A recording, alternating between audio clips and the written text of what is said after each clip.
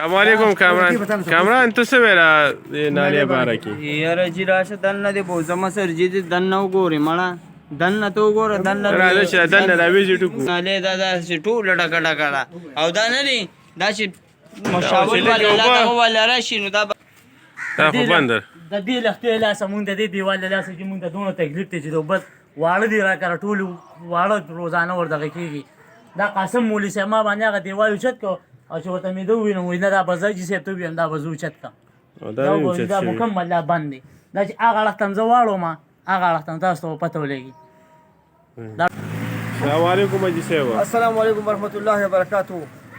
وروره موږ د تورنګو خټ بازار اوسېدونکي یو او موږ ته ډېرې مسلې دي خو دا یو مسله داسې ده چې دا سکول ماشومان راځي زموږ د بچي راځي او دوی به پنسي دغه کړي دا خو جینکې دي پنسي اوچتې کړي او دا په دې اوبو کې را رواني نو دا موږ ته اعلی احکامو ته زموږ درخواست دی چې موږ ته دا نالۍ وکړي چې دا اوبه بیږي او لارې ته نه راخېږي زمونږ کورونو ته هم د اوبه دننه راځي او خو خاص کر کېږي به تقریبا داسې کال وی کېږي چې دې څپې لاړه څوک راغلی نه دي نو مخکې وه دې چې ته ښه څپۍ شوې ده یاره دې ښه څپې لاړه څوک راغلی نه دي کمیټې والا چې راشي خو هغوی سره داسې چمچې شاني او داسې لږ لږ سامان چې نه روباسي او بس نور پکې بند پرېږدي پکې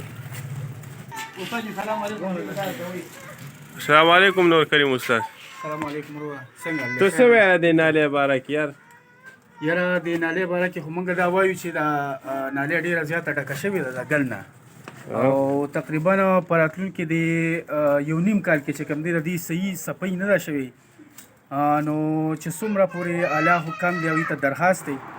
چې هغوی مطلب دی چې دې دپاره عملیه راولېږي او دا ګند د دې نه بار کړي نو غټ تکلیف یې دې سکول والا ورته دی او دې زما خو مین مقصد دا و چې د نالۍ لا صفۍ وشي بل د دې د روکتام دپاره خو هغه سر کې یو جالو لګولی شي دا به جالو لګولی شي غټ جالو لګولی شي مطلب دی چې هغې دغه ته پکار دی د دې ځای چې کوم مطلب دی چې مقامي ناظم دی هغه له پکار دي داسې نور چې کوم دی نو عملي له پکار دي مطلب دی چې هغې د دې باره کې سوچ وکړي فکر وکړي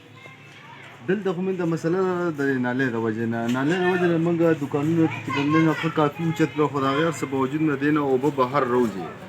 چونکې دې کې ملبه ډېره زیاته کم از کم 2 ټرالیو نه پکې سیوا ملبه پرېږي خو دې ته جال لګول لازمي دی په سر باندې دلته ښه دی کې د کورونو ښځلې پکې اکثر پکې راشي پکې او د هغې د وجې نه غټې غټې شاپرې او بوجې او چې څونه لړل ته پلي به یې که نه نو دې ته په مین روډ باندې چې کوم دی نو هلته دلته غټ جل لګول پکار دی چې د هغه ځای نه کوم پلاستیک یې پکې د دوکانو